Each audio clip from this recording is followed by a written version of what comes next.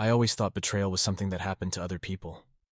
You know, those poor souls in the movies, or the friends who you listen to with sympathetic nods, while secretly feeling relieved that it wasn't you.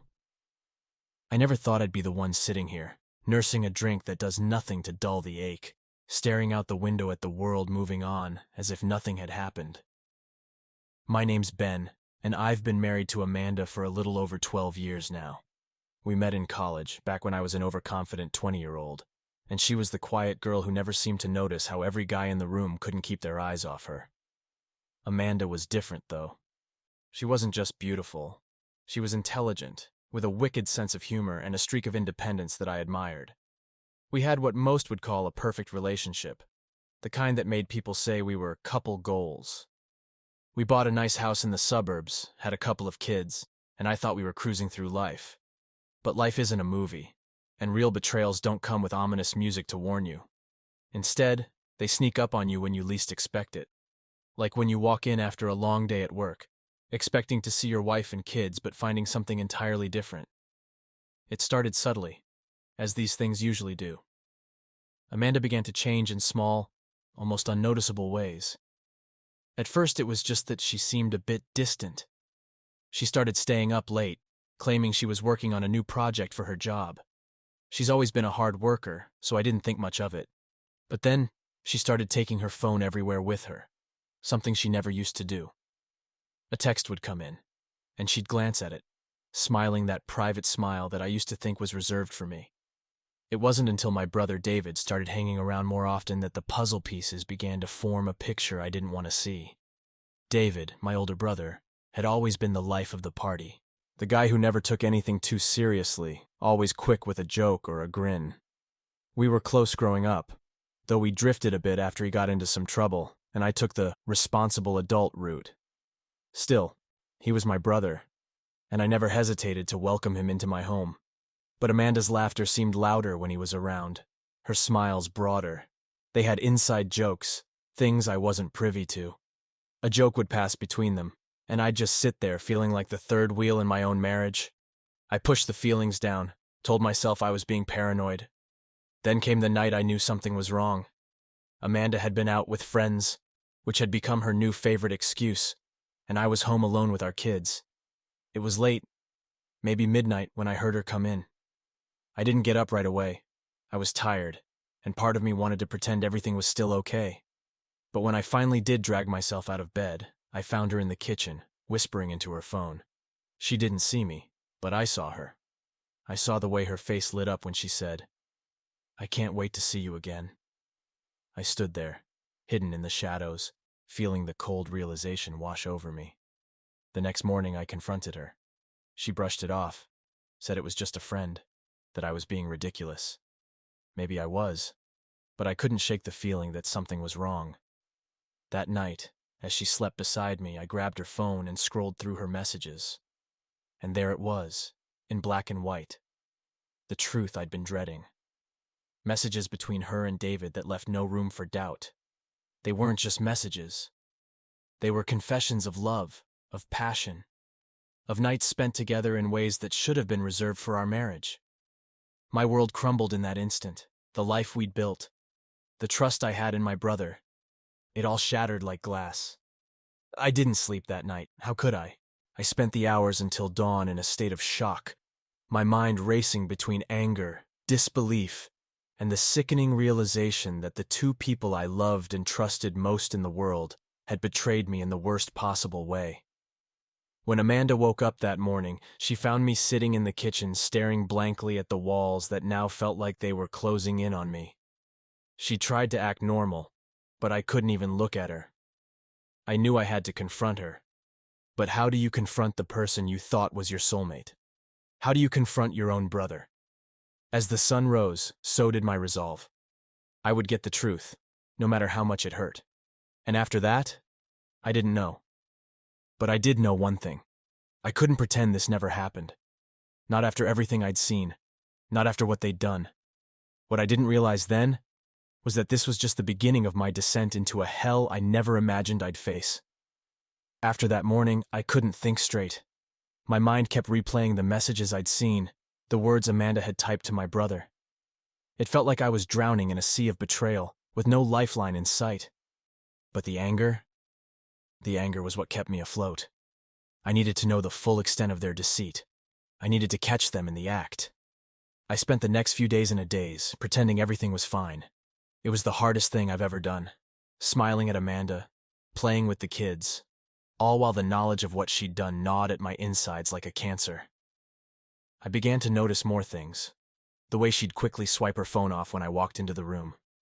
The way she'd slip out of bed at night, claiming she couldn't sleep and needed some air.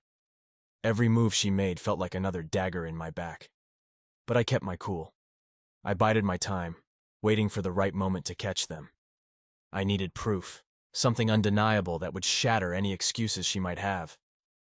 That moment came sooner than I expected. It was a Friday afternoon, and Amanda was acting strange. Well, stranger than usual. She was restless, checking the time every few minutes, her eyes flicking to her phone like she was waiting for a message. When she finally got it, I saw the way her face lit up, a smile creeping across her lips that she quickly tried to hide. She told me she was going out to meet a friend, some bullshit excuse that didn't even sound convincing to her own ears. I nodded, kissed her on the cheek, and watched her leave. As soon as she was out the door, I grabbed my jacket and my keys. I knew exactly where she was going. David's house was only 10 minutes away, and I drove there with a determination I'd never felt before. My heart was pounding, my hands gripping the steering wheel, so hard my knuckles turned white. I wasn't sure what I'd do when I got there, but I knew I needed to see it for myself. I needed to see them together, to finally put to rest any doubts I might have been harboring. When I pulled up to David's place, it was quiet. His car was in the driveway. Amanda's was parked a little down the street, almost like she didn't want anyone to know she was there. I parked a block away and walked up to the house, my heart hammering in my chest. The whole place felt different now. Sinister. This wasn't just my brother's home. It was the place where my marriage had been betrayed, where the woman I loved had given herself to someone else. I stood there for a moment, staring at the door, the weight of what I was about to do pressing down on me. I had a key to David's house. He'd given it to me years ago when we were still close, back when I thought I could trust him with anything. I pulled it out of my pocket, feeling the cold metal in my hand, and slid it into the lock. The door opened silently, and I stepped inside. The house was quiet, but I could hear faint sounds coming from upstairs. Laughter, a murmur of voices, then silence.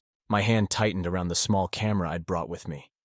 I needed evidence, something I could confront them with that would leave no room for lies. The stairs creaked as I made my way up, every step echoing in my head like a death knell. I reached the top and stood outside David's bedroom door. It was slightly ajar, and through the crack I could see them. Amanda was lying on the bed, her clothes scattered on the floor, her hair tousled like she'd just been. I couldn't finish the thought. David was there too, standing by the bed, shirtless, a smug grin on his face as he looked down at my wife. He reached out, brushing a strand of hair from her face, and she smiled up at him, that same smile that used to be mine, the one she used to give me when we first started dating, when everything was still perfect. I wanted to burst through that door and beat the shit out of him. I wanted to scream, to throw something, anything to make the pain stop. But I didn't. I couldn't. Instead, I quietly pushed the door open, raising the camera in my hand. I snapped a few pictures, the shutter clicking softly in the stillness. Neither of them noticed. They were too wrapped up in each other, too lost in their own little world to realize that it was all about to come crashing down. I stepped into the room, the camera still in my hand, and cleared my throat. The sound was small, insignificant, but in that moment, it might as well have been a gunshot. Amanda's eyes flew to mine, and the blood drained from her face. She sat up, pulling the sheet around her as if that could hide what I'd just seen. David's grin faltered, his eyes widening as he realized what was happening. "Ben!" Amanda stammered, her voice trembling. "It's not what it looks like. Save it!" I snapped, cutting her off. I could barely get the words out through the fury that was bubbling up inside me. "Don't you fucking dare lie to me again." David took a step forward, his hands raised like he was trying to calm me down, but the sight of him, standing there in my brother's house, made my blood boil. I wanted to punch him, to wipe that look of concern off his face, but I forced myself to stay still. Not yet. I needed to hear it from them, to hear them admit what they'd done. How long? I asked, my voice cold, deadly. How long has this been going on? Neither of them answered right away. Amanda looked at David, her eyes pleading with him to say something, but he just stood there, his mouth opening and closing like a fish out of water. Tell me! I shouted, the force of it shocking even me.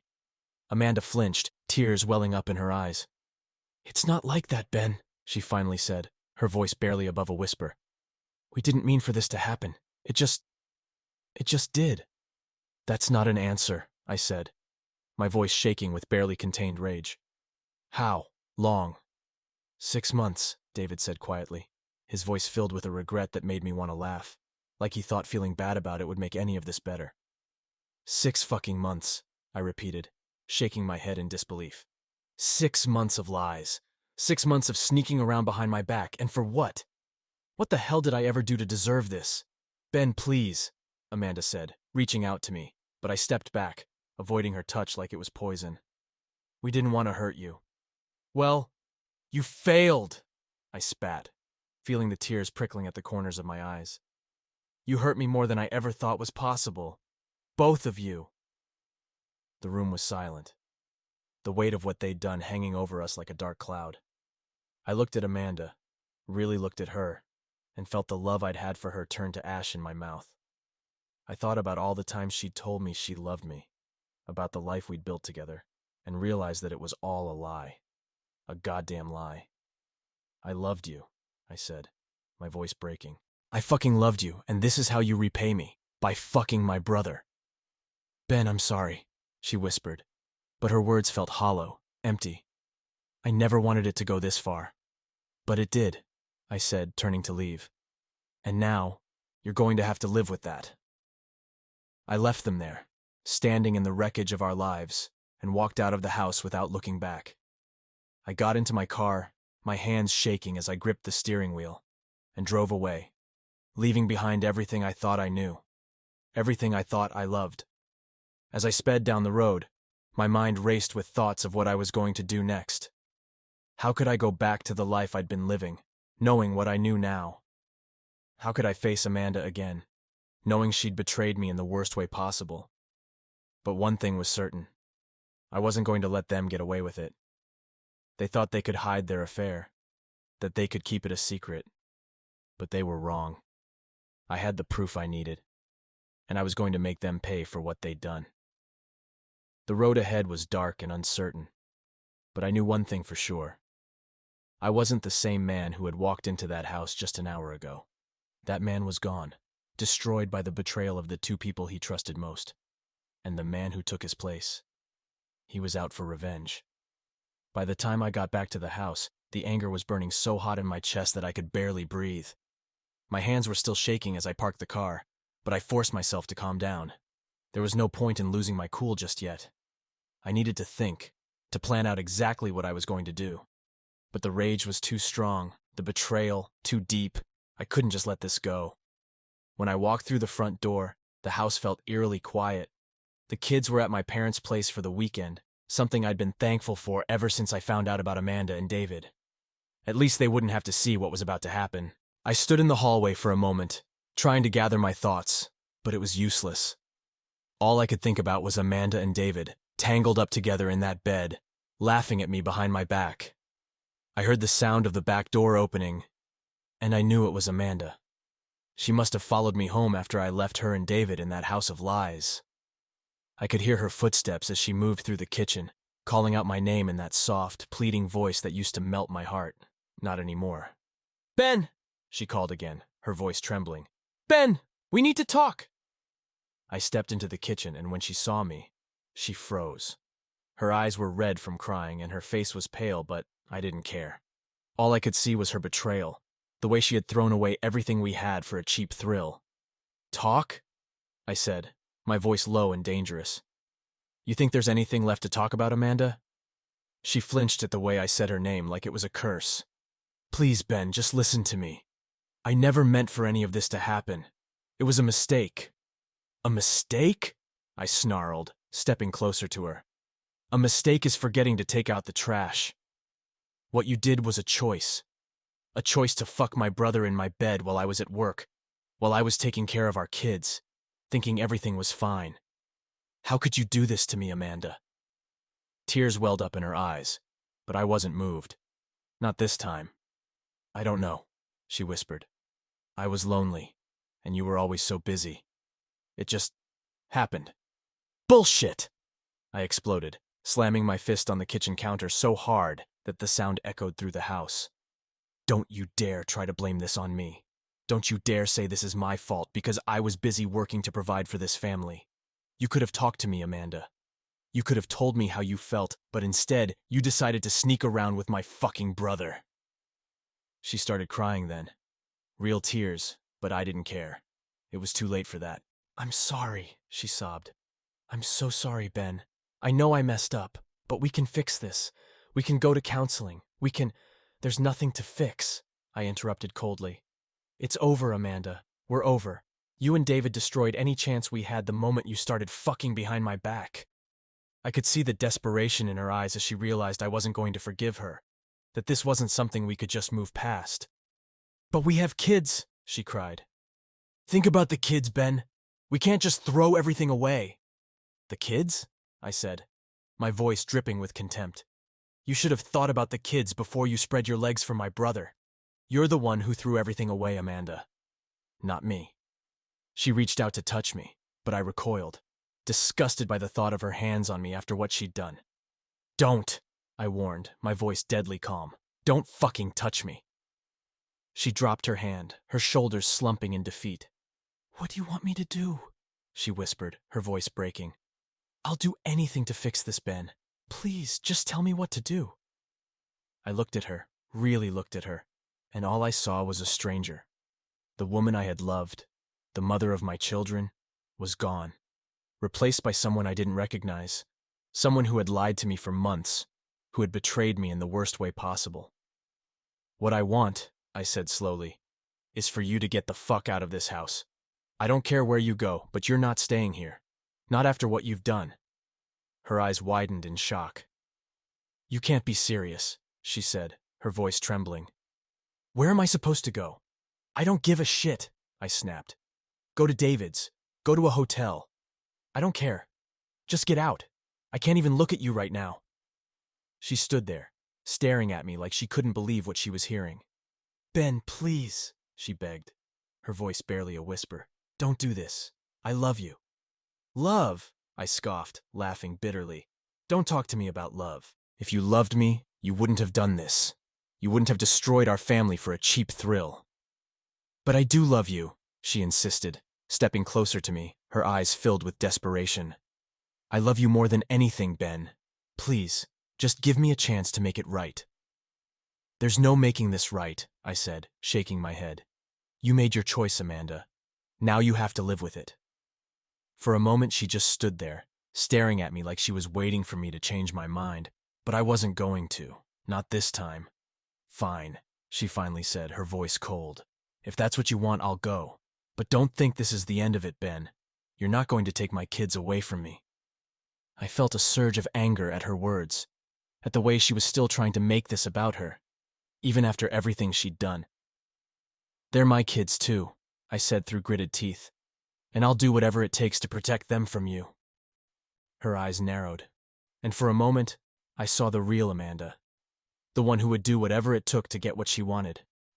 You think you can just throw me out and keep the kids? She hissed, her voice low and venomous. You're not the only one who can play dirty, Ben. Is that a threat? I asked, my voice dangerously calm. It's a promise, she spat. You want to fight? Fine. But don't think for a second that I'm just going to roll over and let you take everything from me. I took a step closer to her, my fists clenched at my sides. Get out, I said, my voice barely above a whisper, before I do something we both regret. For a moment, she just stared at me, her eyes filled with hatred. Then she turned on her heel and stormed out of the kitchen, her footsteps echoing through the house. I stood there, listening to the sound of her packing a bag, the zipper on the suitcase scraping against my nerves like nails on a chalkboard. When she finally left, slamming the door behind her, the silence that followed was deafening. I stood in the kitchen, my hands shaking, my heart racing, trying to process everything that had just happened. The fight, the words we'd thrown at each other, the hatred in her eyes. It was all too much. I felt like I was going to explode, like the anger inside me was going to tear me apart. I walked into the living room, my footsteps heavy, and sank down onto the couch. The room was dark, the only light coming from the street lamps outside. I stared at the wall, my mind racing, my thoughts a jumbled mess. I had never felt so alone, so completely and utterly lost. For years, Amanda had been my world, the one person I thought I could always count on. And now she was gone, and I was left with nothing but the shattered pieces of a life that I didn't even recognize anymore. The anger was still there, burning just beneath the surface, but now it was mixed with something else.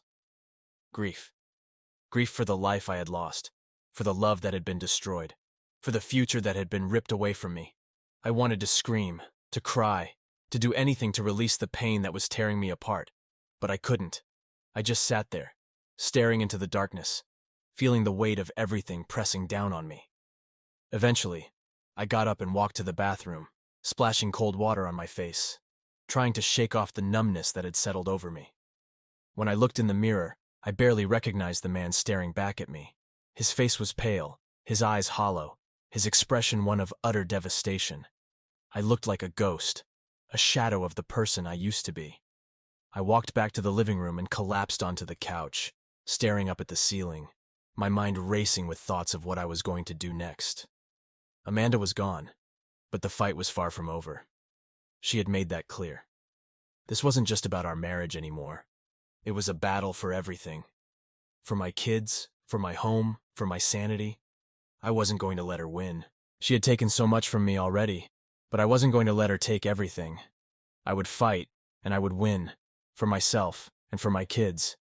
The house was silent, the only sound the ticking of the clock on the wall.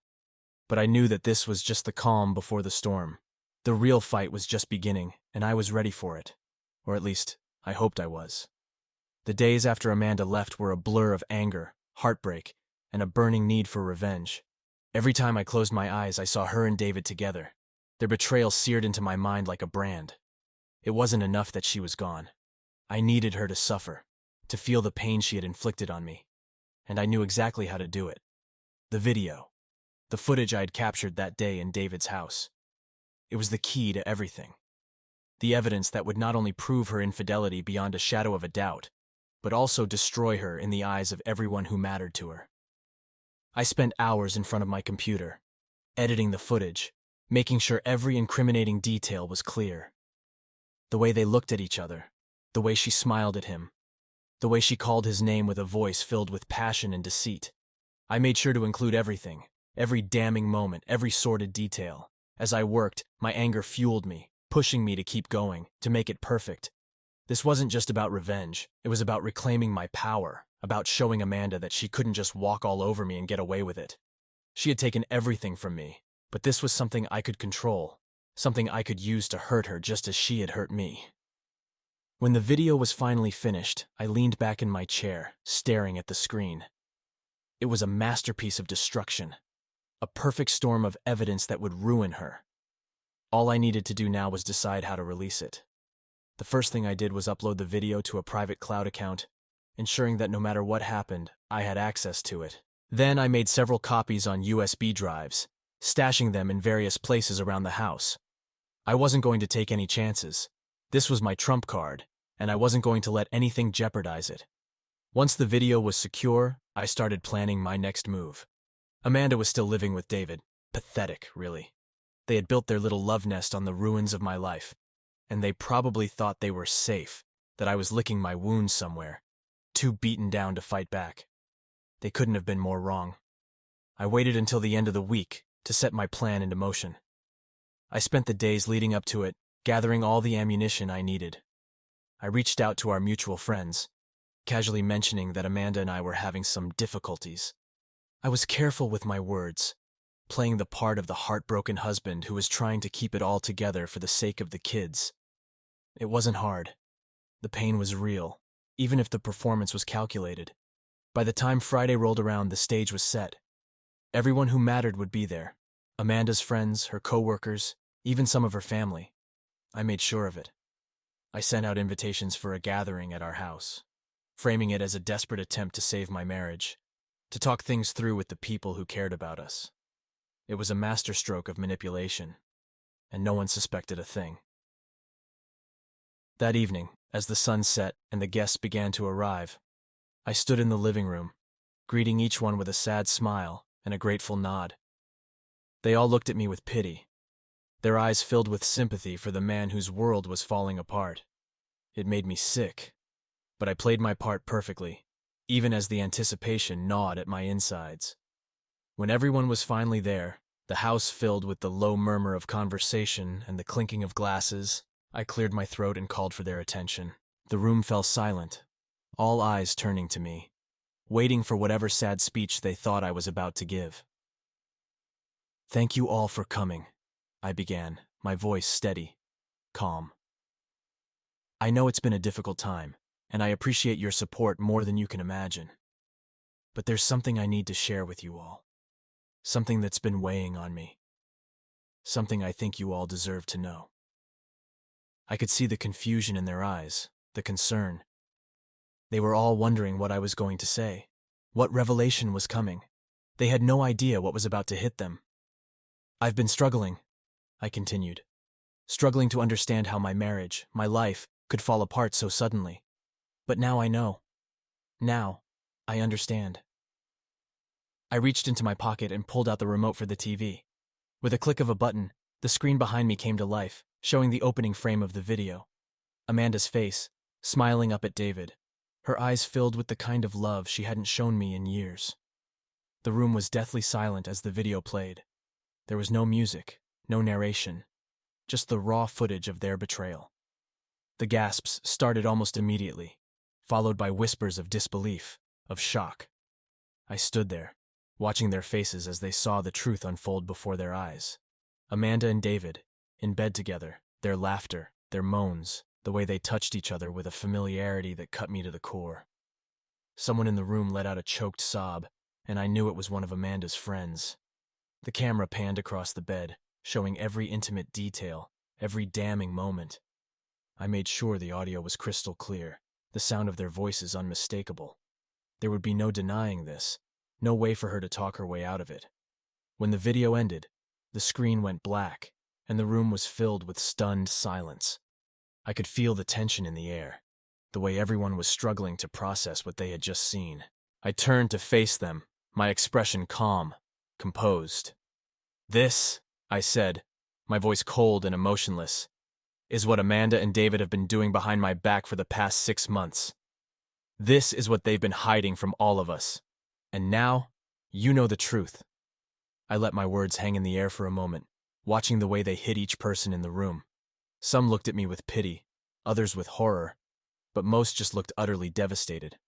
Their perfect image of Amanda, the loving wife, the devoted mother, was shattered, and there was no putting it back together. One by one, people started to leave. Some tried to say something to me, words of comfort or shock, but I didn't hear them. All I could think about was how Amanda would react when she found out what I'd done. How David would feel when he realized that their little secret was out, that everyone knew the truth. By the time the last guest had left, the house was silent again, the TV still showing the black screen where the video had played. I stood there for a long time, staring at it, feeling the weight of what I had just done. I should have felt satisfied, victorious, but all I felt was empty. It wasn't long before the phone started ringing. I ignored it at first, but when it kept going, I finally picked it up. It was Amanda. Of course it was. Her voice was frantic, hysterical. "Ben, what the fuck did you do?" She screamed into the phone, her words barely coherent through her sobs. I smiled, a cold, empty smile that didn't reach my eyes. "I did what you deserved, Amanda," I said, my voice calm, almost detached. "I showed everyone who you really are." "You bastard!" she screamed, her voice breaking. "You had no right! You've ruined everything!" "No, Amanda," I replied, my voice as cold as ice. "You ruined everything the moment you decided to cheat on me. This is just the consequence of your actions." She was sobbing now, her words coming out in a jumbled mess of apologies, pleas, and curses. But I didn't care. I wasn't listening anymore. All I could hear was the sound of my own heart, beating in time with the anger that still pulsed through my veins. "I hope it was worth it," I said, cutting her off in mid-sentence. "I hope David was worth losing everything."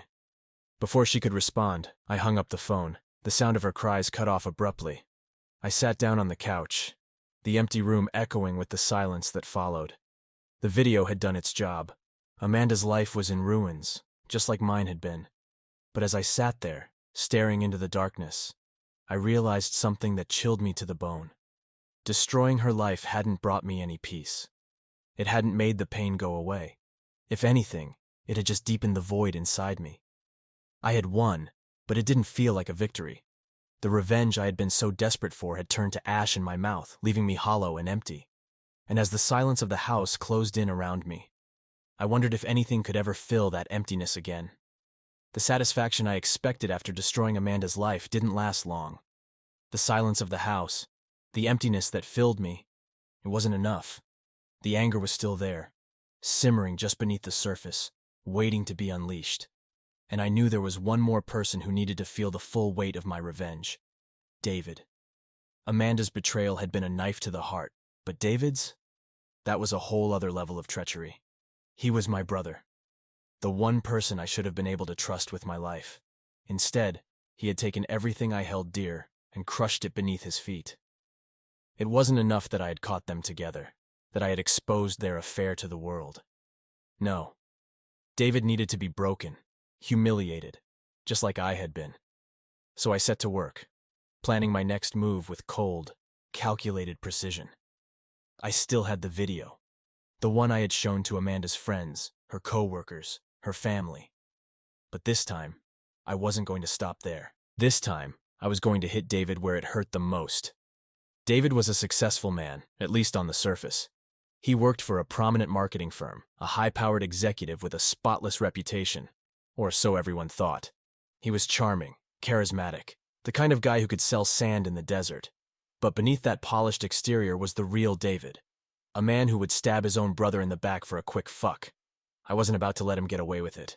The first thing I did was compile a list of all the people who mattered in David's life, starting with his bosses. He worked under a CEO who was known for being ruthless, a man who valued loyalty and integrity above all else. I knew that the moment he saw the video, David's career would be over. But I didn't stop there. I also included his colleagues, his subordinates, anyone who might look at him differently after seeing the truth. Next, I moved on to our parents. That was the part I dreaded the most. But it was also the part that would hurt David the most. Our parents had always been proud of him, always praised him for his success, his charm. I couldn't wait to see the look on their faces when they realized the kind of man their golden boy really was. I crafted an email, attaching the video along with a short message that was cold and to the point. David has been having an affair with my wife, Amanda, for the past 6 months. This is what he's been doing behind all our backs. I sent the email to David's boss first, then to his co-workers, and finally to our parents. I watched as the progress bar filled up, sending the video and the message that would destroy David's life. My heart pounded in my chest as I clicked send on the last email. It was done. There was no turning back now. The first call came within minutes. It was my father, his voice shaking with a mixture of disbelief and anger. "Ben, what the hell is this?" he demanded, his voice trembling. "Is this some kind of sick joke?" "I wish it were," I replied coldly, leaning back in my chair. "But it's not. That's the reality of who David really is." There was silence on the other end of the line, the weight of the revelation sinking in. I could almost hear the gears turning in my father's head as he processed what he had just seen. "Why didn't you come to us first?" my father asked, his voice softer now, almost pleading. "Because you wouldn't have believed me," I said, the bitterness seeping into my voice. "You never saw David for what he really was, but now you can't deny it." He tried to say something else, but I cut him off. "I'm not interested in your excuses, Dad. You should be asking David why he did it, not me." With that, I hung up the phone, cutting off whatever response he might have had. The next call was from my mother. She was crying, her voice choked with sobs. "Ben, how could this happen?" she wailed, her words barely coherent. "How could David do this to you?" I don't know, Mom, I said, my voice cold and distant. Maybe you should ask him. I could hear her sobbing on the other end, but I didn't have the energy to comfort her. She had always put David on a pedestal, always made excuses for him, even when he didn't deserve it. Maybe this would finally open her eyes. After I hung up, the calls kept coming. One from David's boss, another from one of his coworkers. I didn't answer them. I just sat there, staring at the phone, feeling a strange mix of satisfaction and emptiness. I knew what was happening on the other end. I could picture David's life falling apart in real time, his world crumbling as the video made its rounds through his workplace, his social circles, our family. I imagined him scrambling to explain, to cover his tracks, to salvage whatever he could. But it was too late. The damage was done. I could almost hear the sound of his life being ripped to shreds, the anger and disgust in the voices of those who had once admired him. I knew that by the end of the day, he would be nothing more than a pariah, his reputation destroyed, his career in ruins. I waited for David to call. I knew he would, eventually. He wasn't the type to take something like this lying down. Sure enough, a couple of hours later, my phone buzzed with his name flashing on the screen. I let it ring, my heart pounding in my chest as I stared at the name, waiting, anticipating. When I finally picked up, I didn't say anything. I just waited for him to speak. "Ben," he started, his voice a mix of panic and anger. "What the fuck is wrong with you?" I couldn't help but laugh, a cold, bitter sound that echoed through the empty room. "What's wrong with me? That's rich coming from you." "Do you have any idea what you've done?" he demanded, his voice rising. "You've ruined me, Ben. My job, my life, it's all gone because of you." "Because of me?" I said, my voice dripping with sarcasm. "No, David. You ruined yourself the moment you decided to fuck my wife. Don't try to blame me for your mistakes." "I made a mistake," he snapped, his voice shaking with rage. "But what you did, that was deliberate. You've destroyed everything." "Good," I said coldly. "Now you know how it feels." He was silent for a moment, and I could almost feel his fury through the phone. I knew he wanted to scream, to lash out, but he was holding back, trying to find a way to talk his way out of it, just like he always did. "Ben," he finally said, his voice low, almost pleading. "We're brothers. We can fix this. I'll make it right, I swear." "Brothers?" I scoffed, the word tasting bitter on my tongue. "You stopped being my brother the moment you betrayed me, David. There's no fixing this." "Please," he begged, the desperation clear in his voice. "Don't do this. We can figure something out. We can—" "Save it," I snapped, cutting him off. "I don't want to hear your excuses. You've already destroyed everything that mattered to me. Now it's your turn to feel the same." There was a long pause, and when he spoke again, his voice was different, cold, calculating. The anger was still there, but now it was mixed with something else. Hatred. "You're going to regret this," he said, his voice deadly calm. "You think you can just destroy my life and walk away? You're going to pay for this, Ben. I'll make sure of it." "Do your worst," I said, my voice equally cold. "But don't think for a second that I'll back down. You fucked with the wrong person, David." He didn't respond, and I heard the click as he hung up the phone. I stared at the screen, the adrenaline still pumping through my veins, my heart racing with a mix of fear and exhilaration. The battle lines were drawn. There was no turning back now.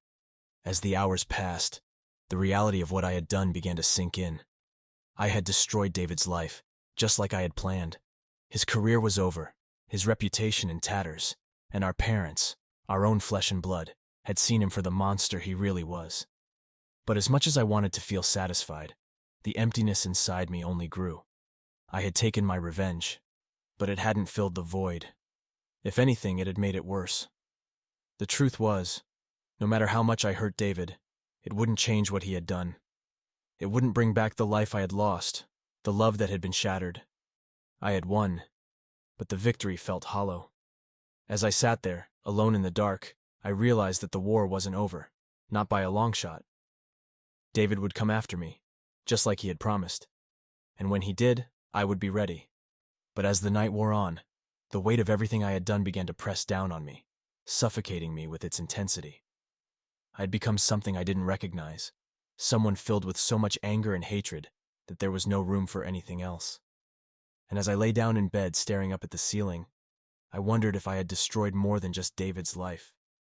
I wondered if I had destroyed myself as well. The day after I unleashed my wrath on David and Amanda, I felt drained, like I had run a marathon and hit the wall hard. The adrenaline that had kept me going for days was gone, leaving me with nothing but a hollow sense of finality. I had ruined them, destroyed their lives as they had destroyed mine. But now, I had to face the reality of what came next. The divorce. Amanda hadn't been back to the house since I threw her out, and I hadn't heard from her since the screaming match on the phone. But I knew it was only a matter of time before she reached out. We still had to deal with the fallout, with the legal and emotional mess that came with the end of a marriage. The call came that afternoon. It wasn't from Amanda, though. It was from her lawyer, a curt, professional voice on the other end, informing me that Amanda had initiated divorce proceedings and that I should contact my attorney to arrange a meeting. The formality of it all felt surreal, like the final nail in the coffin of our marriage. I didn't have a lawyer yet, but I knew I needed one. I found a reputable family law attorney in town, someone who came highly recommended for handling tough cases. I wanted someone ruthless, someone who would fight for me as fiercely as I needed them to. This wasn't going to be a simple, amicable divorce. Not after everything that had happened. The meeting was set for later that week, at a neutral location. A cold, impersonal conference room in a law office downtown, an appropriate setting for the death of a marriage. I walked into the room feeling like I was stepping onto a battlefield, my mind sharp and ready for whatever was about to come. Amanda was already there when I arrived. She was sitting at the long table, her face pale, her eyes red-rimmed. She looked like she hadn't slept in days, and for a moment, a brief, fleeting moment, I felt a pang of something. Pity, maybe? But it vanished as quickly as it came. I couldn't afford to feel sorry for her. Not after everything she'd done. Her lawyer sat beside her, a middle-aged man with a stern expression and an air of professionalism that seemed to fill the room. My own lawyer, a sharp-eyed woman named Karen, gave me a nod as I sat down across from Amanda. The tension in the room was thick enough to cut with a knife. We exchanged pleasantries, the kind that feel hollow and forced, before getting down to business. Amanda's lawyer started by outlining the basics. Division of assets, custody arrangements, the usual. But the moment he mentioned joint custody of the kids, I saw red.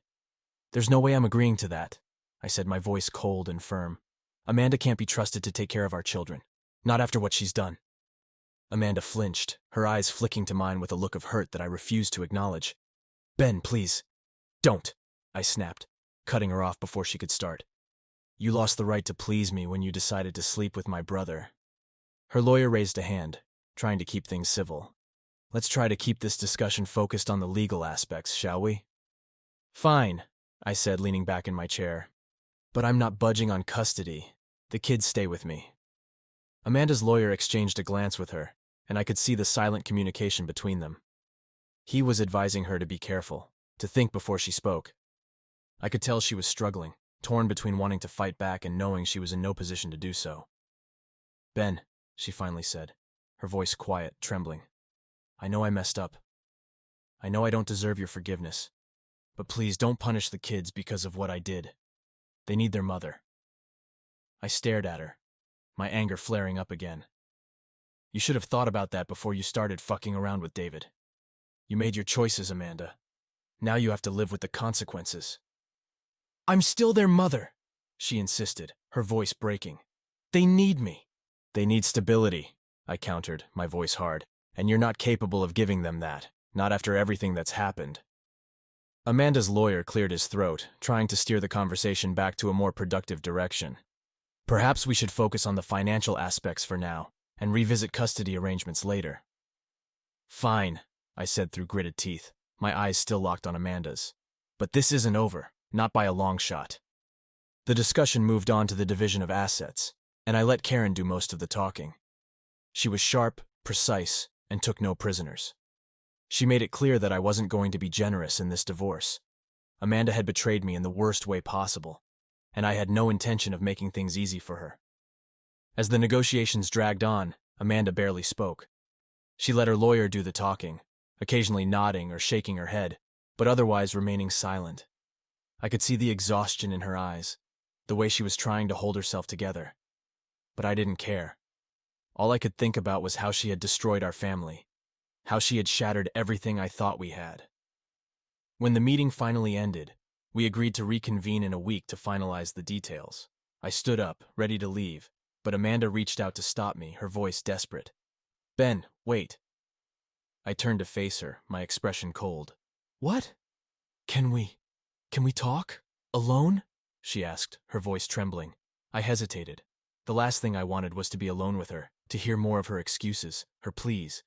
But something in her voice, in the way she looked at me, made me pause. 5 minutes, I said curtly, nodding to Karen that it was okay. She gave me a questioning look, but I waved her off. Amanda's lawyer left the room as well, leaving the two of us standing in the cold, sterile conference room. For a moment, neither of us spoke. The silence between us was heavy, filled with everything we weren't saying. Finally, Amanda broke the silence, her voice barely above a whisper. "I'm sorry, Ben," she said, her eyes filled with tears. "I know that doesn't mean much now, but I'm so sorry for what I did." I crossed my arms, leaning back against the table, staring at her with a look of indifference. "Sorry doesn't fix anything, Amanda. Sorry doesn't undo what you did." "I know," she whispered, her tears spilling over. I don't know what else to say." I shook my head, feeling a mixture of anger and pity. "You could have told me you were unhappy. You could have talked to me, Amanda, but you didn't. You took the coward's way out." "I was scared," she admitted, wiping her tears away with the back of her hand. "I didn't want to hurt you. I thought I could handle it, but I couldn't. And now we're here," I said, my voice cold. "Getting a divorce because you couldn't keep your legs closed. Is that what you wanted?" "No," she cried, her voice breaking. "I never wanted this. I never wanted to lose you, to lose our family. I made a mistake. A horrible, stupid mistake." I felt the anger rising again, hot and suffocating. "A mistake?" I repeated, my voice dripping with sarcasm. "Sleeping with my brother wasn't a mistake, Amanda. It was a choice. You chose to destroy everything we had, and now you want to play the victim? Fuck that." She flinched at my words, her shoulders shaking with silent sobs. But I didn't care. I couldn't care. The woman standing in front of me wasn't the woman I had married. She was a stranger, someone who had betrayed me in the worst way imaginable. "What do you want me to say, Ben?" she asked, her voice trembling. "I know I can't fix this. I know I don't deserve your forgiveness. But please, don't take my kids away from me. They're all I have left." I stared at her, my heart cold, unfeeling. "You should have thought about that before you destroyed our family. You made your bed, Amanda. Now you have to lie in it." She looked up at me, her eyes filled with desperation, but I turned away, unable to look at her any longer. "This is done," I said, my voice final. "We'll finish the divorce, and then we'll go our separate ways. I'll take care of the kids, and you can figure out how to live with what you've done." "Ben, please!" she sobbed, reaching out to grab my arm, but I pulled away, disgusted by her touch. "Don't," I said coldly, stepping back. "Don't touch me. Don't speak to me. We're done." She stood there, broken and defeated, as I walked out of the room, leaving her behind. As I made my way to the elevator, the weight of everything began to press down on me, the reality of what was happening sinking in. The divorce, the destruction of our family, the future that was now nothing but a shattered dream. It was all too much. But I couldn't let myself feel it. Not yet. Not until everything was over. As I stepped into the elevator and the doors closed behind me, I knew one thing for sure. There was no going back. Amanda and I were done, and there was no room for forgiveness, no chance for reconciliation. This was the end of our story, and all that was left was to turn the final page. The days following our confrontation felt like a slow-motion crash. The finality of the divorce loomed over me like a dark cloud, and every passing moment seemed to pull me deeper into a void I couldn't escape. The anger that had driven me, that had fueled my need for revenge, was beginning to give way to something else. something far more dangerous. A profound emptiness, a cold numbness that settled into my bones and refused to let go. Karen, my lawyer, was relentless in her pursuit of the best possible outcome for me. She was methodical, calculating, and left no stone unturned. We spent hours in her office, going over every detail of the divorce settlement, every clause, every stipulation. She was determined to ensure that I walked away with full custody of the kids, the house, and everything else that mattered. And she made it clear that Amanda wasn't going to get anything more than the bare minimum. "Ben," Karen said during one of our meetings, her voice calm but firm, "we have a strong case.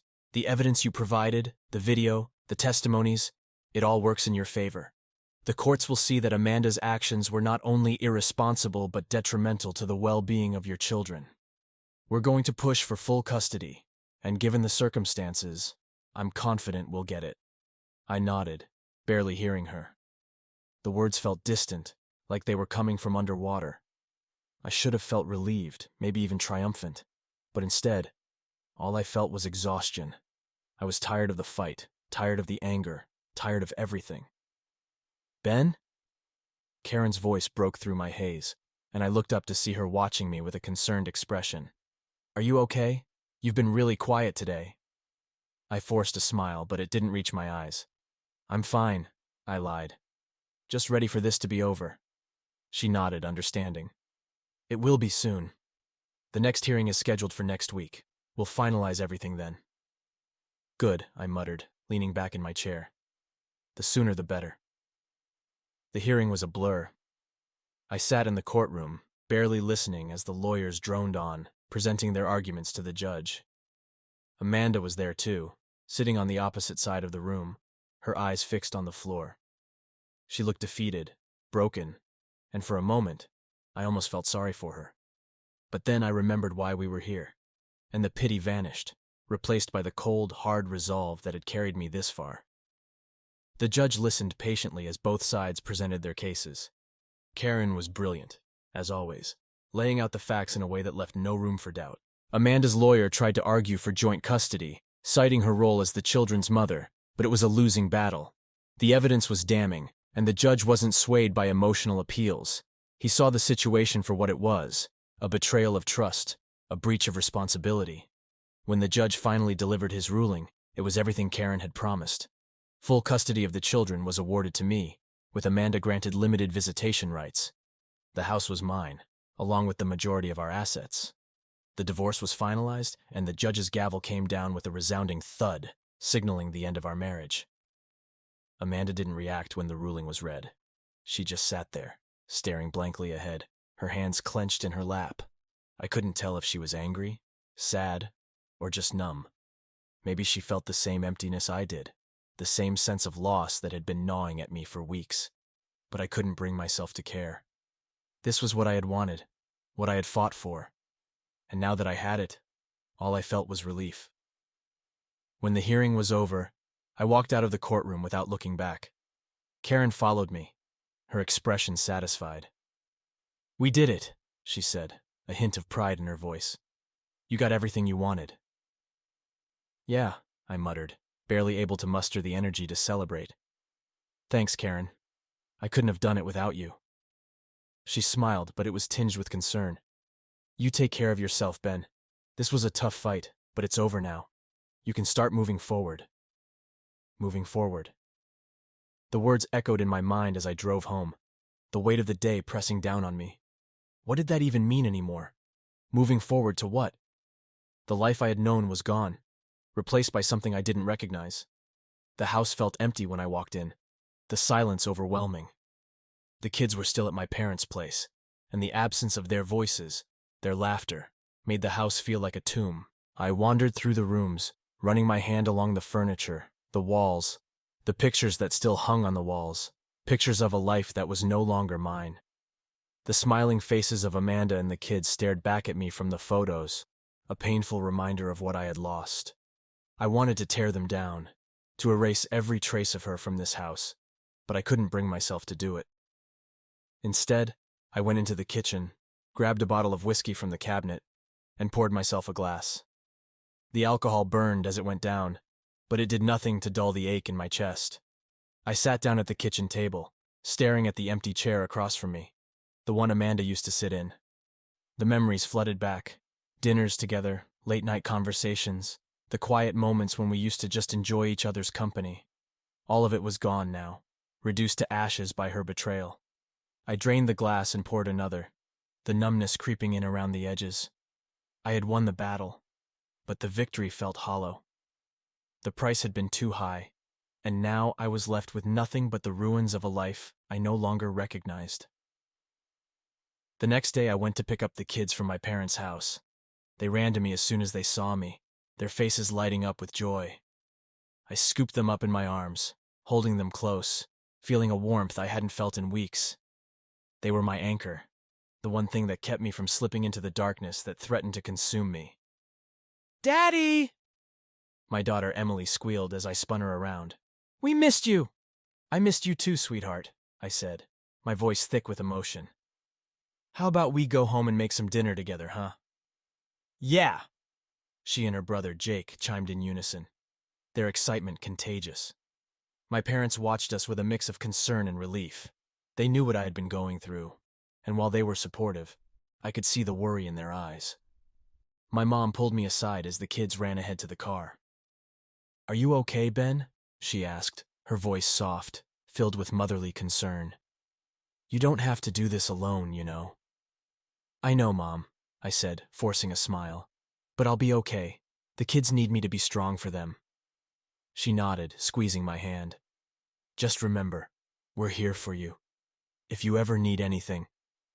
"I know," I repeated, pulling her into a hug. "Thanks, Mom." The drive home was filled with the kids' chatter, their voices filling the car with life. They didn't know the full extent of what had happened, only that Mommy and Daddy were no longer living together. I hadn't told them about the divorce yet, and I wasn't sure how to. How do you explain something like that to a child? How do you make them understand that their world has been torn apart, that nothing will ever be the same? When we got home, I made dinner while the kids played in the living room.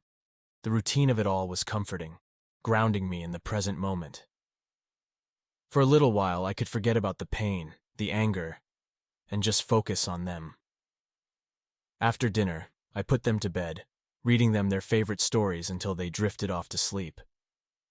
As I watched them, their faces peaceful in the soft glow of the nightlight, I felt a surge of determination. I had to be strong for them. They were all I had left, and I couldn't afford to let my own pain drag me down. But that night, after they were asleep, the emptiness returned. I sat on the couch, staring at the walls, at the pictures that still hung there, at the life that was no longer mine. The house was too quiet, the silence oppressive. I poured myself another drink. The familiar burn of the whiskey a welcome distraction from the thoughts that swirled in my mind. The divorce was final. The fight was over. But the war inside me was far from won. I had taken everything from Amanda, from David, but in doing so, I had lost something of myself. The man I had been before all this, the man who had loved, who had trusted, who had believed in the future, was gone, replaced by someone I didn't recognize. As the alcohol numbed my senses, I realized that moving forward wasn't going to be as simple as signing a piece of paper. The anger, the pain, the bitterness, they weren't going to disappear overnight. They had taken root deep inside me, and I didn't know how to uproot them. But for the sake of my kids, for the sake of whatever future I could still salvage, I knew I had to try. The weeks after the divorce felt like wading through a fog. The legal battles were over, the paperwork was signed, and Amanda was no longer a part of my daily life. But the emotional scars remained, raw and unhealed, and the reality of my new life began to set in. I was officially a single father, responsible for 2 young children who were trying to understand why their world had changed so drastically. I threw myself into fatherhood, determined to provide stability for Emily and Jake. Our home, once filled with tension and unspoken pain, became a refuge for the 3 of us. We established new routines, morning breakfast together, school drop-offs, after-school activities, and family dinners. I tried to create a sense of normalcy, even as I grappled with the emptiness that often crept in after the kids went to bed. The kids were resilient, but I could see the confusion and sadness in their eyes. They missed their mother, and while I didn't want to poison their relationship with her, I also struggled with how to explain what had happened without revealing too much. I found myself dodging questions, giving vague answers, and offering reassurances that things would be okay, even when I wasn't sure they would be. One evening, as I was tucking Emily into bed, she looked up at me with wide, innocent eyes and asked, "Daddy, why doesn't Mommy live with us anymore?" The question hit me like a punch to the gut, but I forced a smile and sat down beside her. "Sweetheart," I began, choosing my words carefully. "Sometimes grown-ups have problems that they can't fix, no matter how much they want to. It doesn't mean we don't love you or that you did anything wrong. It's just complicated." "Did Mommy do something bad?" she asked, her voice small and uncertain. I hesitated, the truth hovering on the tip of my tongue, but I couldn't bring myself to say it. "Mommy and Daddy just couldn't live together anymore," I said gently. "But that doesn't change how much we both love you and Jake. We'll always be here for you, no matter what." Emily nodded, but I could see the confusion still lingering in her eyes. I kissed her forehead and tucked the blanket around her, hoping that one day she would understand, or at least accept, what had happened. As the weeks turned into months, the wounds of the past began to heal, albeit slowly. I started seeing a therapist, someone recommended by Karen, who helped me navigate the complex emotions that had been gnawing at me since the divorce. It wasn't easy to open up, to admit that I was struggling, but I knew I couldn't keep going the way I had been. The anger, the bitterness, the sense of betrayal, they were all too heavy to carry alone. Therapy became a lifeline, a place where I could process the pain and begin to let go of the anger that had consumed me for so long. My therapist, Dr. Nichols, was a calm, patient man who listened without judgment. He guided me through the process of understanding my emotions, of accepting that what had happened was beyond my control, and of finding a way to move forward. "Revenge might have felt satisfying in the moment," Dr. Nichols said during one session, his voice steady and compassionate, "but it won't bring you peace in the long run. You need to find a way to heal, to forgive, not just Amanda and David, but yourself as well." "Forgive myself?" I asked, frowning. "For what?" "For carrying all that anger, for letting it consume you," he replied. "It's natural to feel that way after what you went through, but holding on to it will only hurt you in the end. Forgiveness doesn't mean forgetting or excusing what they did. It's about freeing yourself from the burden of that anger." It was a hard pill to swallow, but deep down, I knew he was right. I had spent so much time focused on revenge, on making Amanda and David pay for what they had done, that I had lost sight of what truly mattered: my own healing, my own ability to find peace. Slowly, I began to make changes. I reconnected with old friends, people I had lost touch with during the chaos of the divorce. I started taking the kids on weekend trips, creating new memories that weren't tainted by the past. We went hiking, visited museums, and spent lazy afternoons at the park. The more time I spent with them, the more I realized that they were my true source of strength, the reason I needed to move forward. One day, as we were walking through a nearby park, Emily looked up at me and smiled. "I like it when we do things together, Daddy," she said, her voice full of warmth. "I do too, sweetheart," I replied, feeling a genuine smile spread across my face for the first time in what felt like forever. "We're going to have a lot of fun together, you and Jake and me. Just the three of us." She nodded, her small hand slipping into mine as we continued our walk. In that moment, I felt a sense of contentment that had eluded me for so long. It wasn't the life I had imagined, but it was a life I could build, a life where I could find happiness again. As time passed, I began to notice changes in myself. The anger that had once defined me started to fade, replaced by a quiet acceptance. The bitterness no longer consumed me, and while the pain of the betrayal still lingered, it was no longer the defining feature of my life. I could think about Amanda and David without feeling the intense surge of rage that had once been my constant companion. I even began to think about the possibility of forgiveness, not in the sense of reconciling with them, but in letting go of the hatred that had kept me chained to the past. It was a process, one that took time and effort. But each day, I felt a little lighter, a little more free. One evening, I received a letter from Amanda. It was brief, just a few lines scribbled in her familiar handwriting. She apologized again, this time with a sincerity that I hadn't seen before. She asked for my forgiveness, not expecting it, but hoping that one day I might be able to let go of the pain she had caused. I sat with the letter for a long time, reading and rereading the words. The anger that had once flared at the sight of her name was gone, replaced by a calm acceptance. I didn't know if I could ever truly forgive her, but I knew I could no longer carry the weight of that anger. It was time to let go, to move on, not for her sake, but for mine. I didn't respond to the letter, but I folded it carefully and placed it in a drawer. It wasn't about forgiving her for her sake. It was about freeing myself from the past that had haunted me for so long. As the months went by, life slowly began to take on a new rhythm. I found joy in the small things: cooking breakfast with the kids, playing board games on rainy afternoons, watching movies together on Friday nights. The house, once filled with memories of a life that no longer existed, became a home again, a place where laughter and love could thrive. I started dating again, cautiously at first. It wasn't easy to put myself out there, to trust someone new after everything that had happened. But I knew that I couldn't let my past define my future. I deserved happiness. Deserved to find someone who would love me for who I was, scars and all. I met someone, Megan, a kind, understanding woman who had been through her own share of heartbreak. We took things slow, getting to know each other, building a relationship based on honesty and respect. She was patient, never pushing me to move faster than I was comfortable with, and I appreciated that more than I could put into words. The kids liked her too, which was important to me. We spent time together, the four of us, going on outings, sharing meals, and just enjoying each other's company.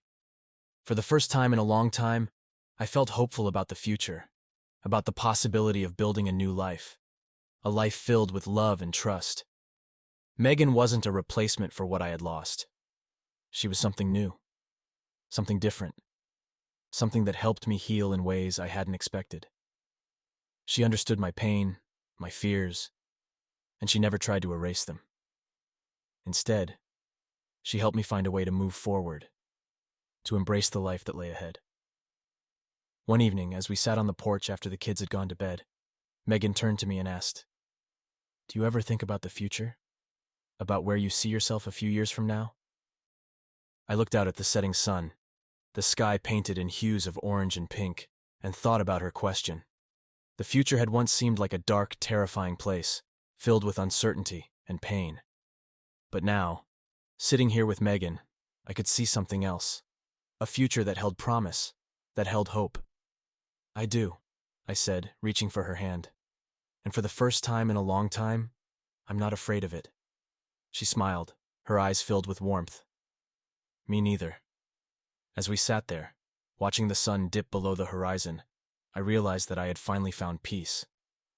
It hadn't been an easy journey, and there were still days when the past threatened to pull me back into the darkness. But I had come too far, fought too hard to let that happen. I had rebuilt my life brick by brick, day by day. And while the scars of the past would always be there, they no longer defined me. I was free. Free to love, free to trust, free to live the life I had always deserved. The new life I was building was different from the one I had imagined all those years ago, but it was mine, and it was good.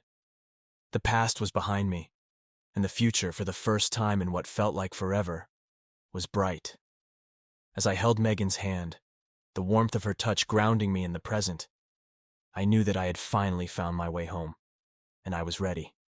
Ready to embrace whatever the future had in store, knowing that I was stronger, wiser, and more resilient than I had ever been before.